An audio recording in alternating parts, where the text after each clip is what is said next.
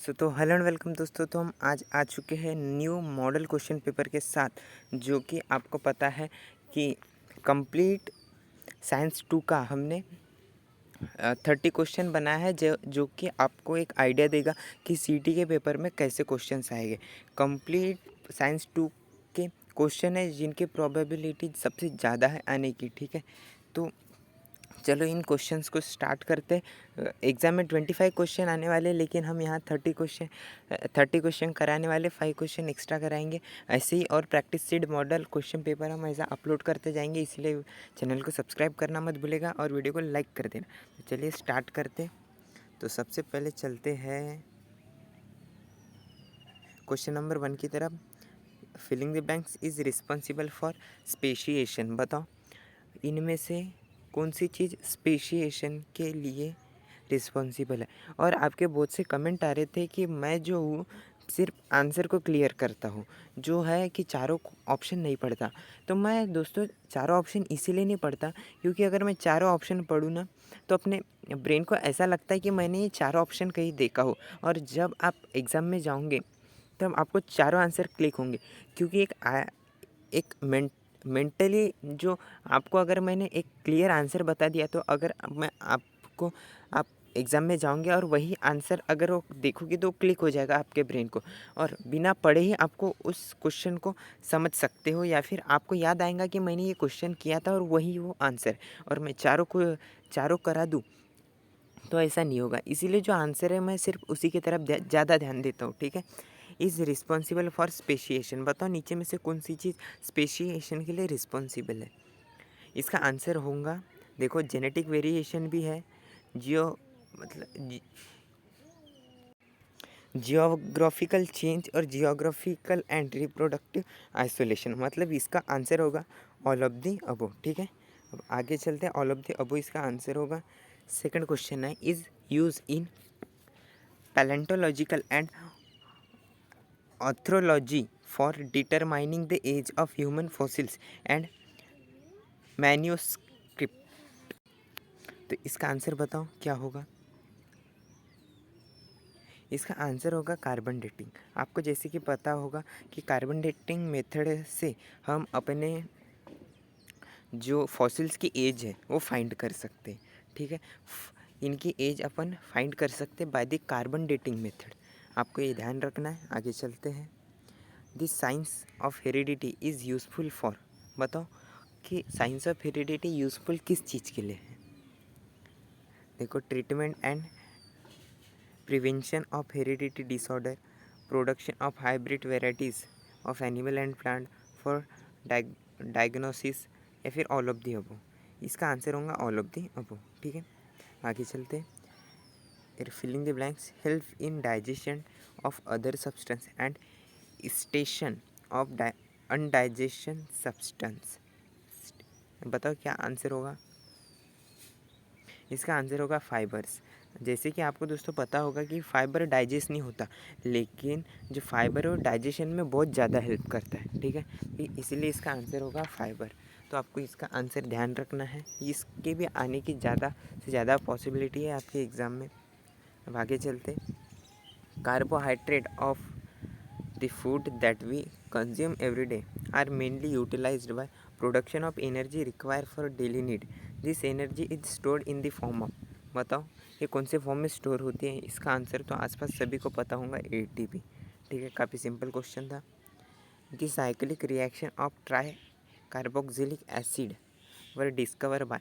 अब बताओ कि ट्राई कार्बोक्सिलिक एसिड साइकिल किसने डिस्कवर किया था। ठीक है, बताओ क्वेश्चन नंबर 6 है। इसका आंसर बताओ फटाफट से।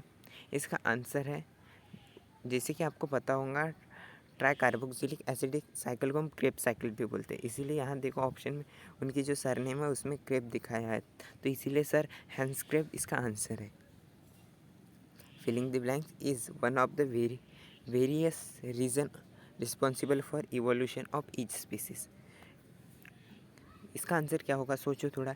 Is one of the various reason responsible for the evolution of each species. क्या होगा इसका आंसर। इसका आंसर काफ़ी सिंपल है, बस आपको थोड़ा क्लू लगाना है। देखो इसका आंसर होगा रेस्पिरेशन। ठीक है, रेस्पिरेशन के वजह से ही रेस्पिरेशन ही रिस्पॉन्सिबल है इवोल्यूशन ऑफ ईच स्पीसीज़ के लिए। अगर रेस्पिरेशन ही नहीं होगा तो इवोल्यूशन कैसे होगा। आगे चलते हैं। In the process of seed germination filling the blanks is use to develop the zygote. बताओ इसका आंसर। इसका आंसर तो आपको ऐसे भी पता रहने को होना, ठीक है, जनरल नॉलेज के लिए। इसका आंसर होगा एंडोस्पर्म। क्या होगा? एंडोस्पर्म, ठीक है, इसका आंसर होगा एंडोस्पर्म। अब आगे आगे चलते हैं। क्वेश्चन नंबर 9 है, इन मेरिस्टम इन मेंस्ट्रुअल ब्लीडिंग मीन्स। बताओ इन मेंस्ट्रुअल मतलब इस क्वेश्चन थोड़ा रॉन्ग है। द मेंस्ट्रुअल ब्लीडिंग मीन्स, ऐसा ब्लीडिंग मीन्स ऐसा क्वेश्चन होने को होना था, ठीक है। इसका आंसर बताओ क्या होगा। इसका आंसर होगा secretion of degenerating endometrium and uterus over, ठीक है। इसका आंसर है मेंस्ट्रुअल साइकिल में secretion of degenerated sperm and unfertile ovum, ठीक है। ये तो आपको पता होगा, यही इसका आंसर है। There should be positive attitude of human है, ठीक है। रुको रुको मैं चेक कर लेता हूँ कि इसमें क्या है। देखो ये ह्यूमन है, ठीक है। Being towards the environment for we are entire living world for this purpose role is important. बताओ क्या होगा इसका आंसर। आप स्क्रीन पॉज करके आंसर देख सकते हो, ठीक है। पहला क्या है, कंजर्वेशन एंड ऑर्गेनाइजर, तो ये भी हो सकता है। गाइड बराबर है, प्लांट फ्रेंड्स ये भी सही है। इसका आंसर होगा ऑल ऑफ द अबव, ठीक है, ऑल ऑफ द अबव, क्योंकि सभी है। क्वेश्चन नंबर 11 आ गया। Question number 11, filling the blanks prepares the red list contain the names of endangered species from different country, ठीक है। ये स्पीसीज़ है, याद रखना। बताओ इसका आंसर क्या होगा। Prepare the red list contain the name of endangered species from different country. ऐसा कोई ऑर्गेनाइजेशन है जो रेड लिस्ट स्पीसीज़ है, ठीक है। वो मतलब जो कि इंडेंजर्ड स्पीसीज़ है, वो उनका ख्याल, या फिर जो रेड लिस्ट है वो endangered species from different country, जो एसोसिएशन है उस एसोसिएशन को क्या कहते हैं। बताओ। उस एसोसिएशन को कहते हैं IUCN international union of conservation, ठीक है, यूनिवर्सल यूनियन फॉर कंजर्वेशन। याद रखना, काफ़ी पूछा जाने वाला सवाल है, क्योंकि आपके MCQ टेस्ट में भी आता है। ऑफ नेचर है, ठीक है। आगे nature, N for nature, international union for conservation of nature. आगे in conservation of environment filling the blank role of each person. बताओ रोल ऑफ ईच पर्सन क्या होगा। कंट्रोल एंड प्रोडक्शन, ये भी हो सकता है। Prevention and preservation and prevention, जी हाँ ये भी है। और अवेयरनेस, ये तो बहुत मोस्ट इम्पोर्टेंट है, इसलिए all above. Filling the blanks is environmental friendly fuel. बताओ इनमें से कौन सा एनवायरमेंटल फ्रेंडली फ्यूल है। अरे इसमें क्या सोचने वाली बात है, नेचुरल गैस, ठीक है। आगे चलते हैं। To rotate the magnet in generator we need, क्या नीड है हमें। मतलब देखो मैग्नेट को रोटेट करना है तो जनरेटर में हमें किसकी ज़रूरत पड़ेगी। बताओ इसका आंसर। क्वेश्चन नंबर 3, टरबाइन, ठीक है। टरबाइन का यूज़ होता है, जैसे कि आपको पता होगा। यहाँ से अपना साइंस 1 स्टार्ट होता है। अभी तक हमने साइंस 2 के क्वेश्चन किए, मतलब बायो के क्वेश्चन किए। अब फिज़िक्स और केमिस्ट्री की बारी। In thermal power plant the stream converted back to water by taking out it by using water in. बताओ इसका आंसर क्या होगा। इसका आंसर है कूलिंग टावर, ठीक है। इसका आंसर क्या है, कूलिंग टावर। अच्छे से क्वेश्चन पढ़ो, स्क्रीन पॉज करो, समझो। Filling the blanks help in plant growth by supplying nutrient, ठीक है। इनमें से कौन सी चीज़ें जो हेल्प करती है प्लांट ग्रोथ के लिए, प्लांट ग्रोथ को न्यूट्रिशन प्रोवाइड करने के लिए। बताओ, इसका आंसर होगा माइक्रोबियल इनोक्यूलेंट। ठीक है, आगे चलते। Cheese is produce with the help of. बताओ इसका आंसर क्या होगा। चीज़ हम किसकी हेल्प से बनाते हैं। फंगी। ठीक है, याद रखना है आपको, फंगी की हेल्प से हम चीज़ बनाते हैं। When producing bread due to fermentation of carbohydrate by yeast, sugar is converted into. इसमें बताओ इसका आंसर क्या होगा। इसमें होगा कि पहले वो कार्बन डाइऑक्साइड में कन्वर्ट होता है और इथेनॉल में। ठीक है, कार्बन डाइऑक्साइड एंड इथेनॉल। आगे चलते। Animal use टेंटैकल्स for protection. बताओ कौन सा एनिमल टेंटैकल का यूज़ करता है अपने प्रोटेक्शन के लिए। बताओ बताओ बताओ। जेलीफिश। जैसे कि आपको पता होगा जेलीफिश को टेंटैकल्स होते हैं और हाइड्रा में भी टेंटैकल्स होते हैं, याद रखना। ठीक है, जेलीफिश में टेंटैकल होते हैं जो अपने प्रोटेक्शन के लिए यूज़ करते हैं। Question number 20। Animal of filling the blanks phylum are refer as secondary animal. ठीक है, सेकेंडरी एनिमल की जैसे उनको ट्रीट करते हैं। बताओ, पॉरीफेरा। ठीक है, सेकेंडरी एनिमल होते हैं Porifera. 21 is character of animal of phylum Chordata. इनमें से कौन से कैरेक्टर है जो फाइलम कॉर्डेटा के होते हैं। बताओ। ठीक है, heart is present on ventral side of body. Heart के वेंट्रल साइड में होता है। सोचो सोचो। जी हाँ, हार्ट वेंट्रल साइड में होता है। ठीक है, लंग्स में जो नॉच होती है, नॉच कार्डिक नॉच, उसके बीच में हार्ट होता है। Pharynx contain gills slit. हाँ, ये भी सही है कि फेरिंग्स में गिल स्लिट होते हैं।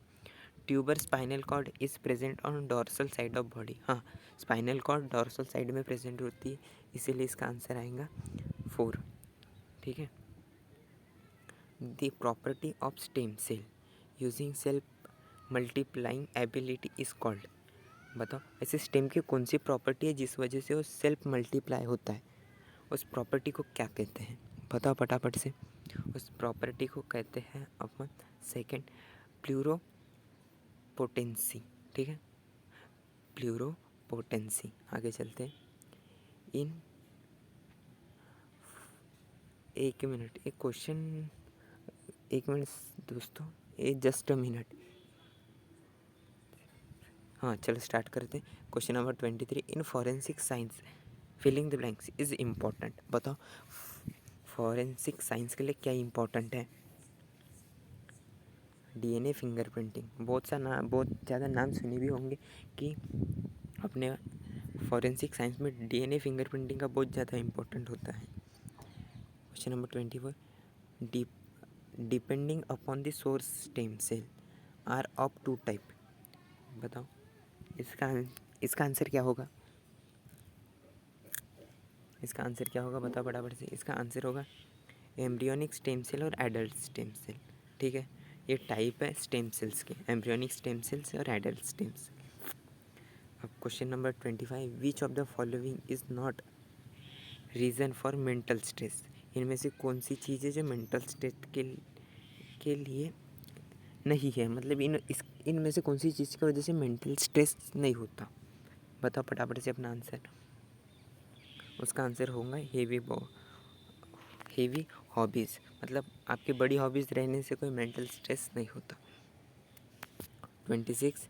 Filling the blanks is at forefront in controlling the cyber crime and first state to start a separated cyber crime unit. इसका आंसर बताओ क्या होगा। इसका आंसर है महाराष्ट्र। महाराष्ट्र में सबसे पहले साइबर क्राइम का जो क्राइम यूनिट है वो बना था। ठीक है, आगे चलते हैं। Find odd man out. इनमें से कौन सा ऑड मैन आउट है, बताओ। डिप्रेशन, फ्रस्ट्रेशन,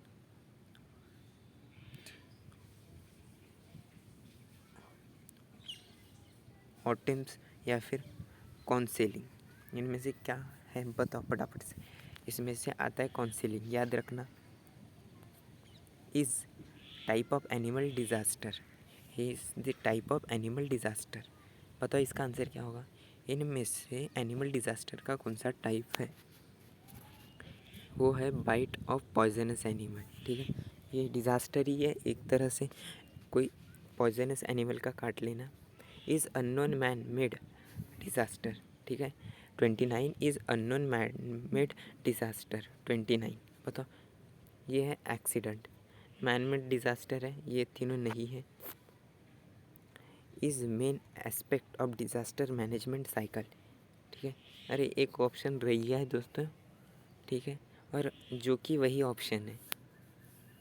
देखो प्रिपरेशन भी आता है, मतलब यहाँ से तीनों चीज़ सही है, इसीलिए ऑप्शन होगा 4 ऑल ऑफ दी अबो। ठीक है, याद रखना ऑप्शन नंबर 4 होगा all of the above. Preparation भी है, प्रिपरेडनेस भी होती है, और रिडप्शन भी होता है, इसीलिए ऑप्शन जो 4 होगा वो ऑल ऑफ दी अबो वो आंसर रहेगा। ठीक है, अगर आपको यह वीडियो पसंद आई तो वीडियो को लाइक करना मत भूलेगा और चैनल को सब्सक्राइब करना मत भूलेगा। और अलविदा लेते हैं आपसे इसी के साथ। तो चलते चलते एक प्यारा सा कमेंट छोड़ देना कि आपको वीडियो कैसा लगा। ठीक है, तो बाय बाय टू ऑल।